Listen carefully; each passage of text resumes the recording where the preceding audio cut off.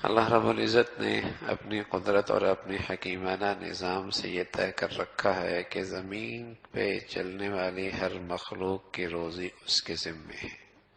وما من دابۃ فی الارض الا علی اللہ رزقها، سب کی روزی اللہ کے ذمے۔ ایسا نہیں ہے کہ اللہ نے کوئی شخص دنیا میں بھیجا ہے اور دنیا میں اس کے لیے رزق کا انتظام نہ کیا ہو، یا دنیا میں وسائل کم تھے، معاش کم تھا اور لوگ زیادہ آ گئے۔ ایسا نہیں ہے۔ ہاں، انسان اپنی بدعمالیوں کی وجہ سے، اپنے کرتوتوں کی وجہ سے خود اپنے لیے راستہ بند کر لے، یہ اس کی حماقت اور نادانی ہے۔ ورنہ اللہ کی طرف سے ایک ضابطہ ہے کہ زمین پہ چلنے والی ہر مخلوق کی روزی اللہ کے ذمے، اللہ رزقها۔ پھر اللہ نے اپنے حکیمانہ نظام سے سب کی روزیاں برابر نہیں رکھی۔ اس میں بہت ساری مصلحتیں، حکمتیں، نظام عالم کا برقرار رہنا، یہ سب چیزیں پیش نظر ہیں۔ سب ایک جیسے ہوتے تو ملازمت کون کرتا، ماتحت کون ہوتا، کام کون کرتا۔ ایسا نظام بنا دیا کہ ایک دوسرے کی ضرورت، ایک کو دوسرے کے ساتھ اس ضرورت کے طور پہ وابستہ کر دیا۔ دنیا کا نظام ہے، مصلحتیں، حکمتیں اللہ کے پیش نظر ہے، وہ حکیم ذات ہے۔ اللہ یبسط الرزق لمن یشاء ویقدر۔ پھر جنہیں اللہ نے خوشحال بنایا، مالدار بنایا، انہیں بھی یہ بتایا کہ یہ سارا مال تمہارا نہیں ہے۔ وفی اموالکم حق للسائل والمحروم، تمہارے مال میں یہ سارا مال تمہارا نہیں ہے، اس میں سائل کا بھی ہے، نہ مانگنے والوں کا بھی حق ہے، جو ضرورت مند ہیں ان کا بھی حق ہے۔ اتنا حق تو مالدار کے حق میں ان کا ہے ہی جو زکوٰۃ کا فریضہ ہے۔ یہ اگر مالدار اتنی رقم نکالتا ہے تو کوئی احسان نہیں کرتا، بلکہ جن کا حق ہے ان کا حق ان کو دیتا ہے۔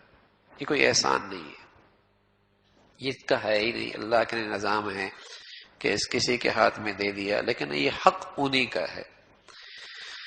رسول اللہ صلی اللہ علیہ وسلم نے اس کو اس انداز میں فرمایا کہ اگر زکوٰۃ کی تھوڑی سی رقم بھی اس کے اپنے مال میں مل گئی، یعنی جس کا حق ہے اسے نہ دیا، مستحقین کا حق انہیں نہ دیا اور اپنے پاس رکھ لیا، فرمایا میں قسم کھا کے کہتا ہوں کہ اس کا دیگر مال بھی برباد ہو جائے گا۔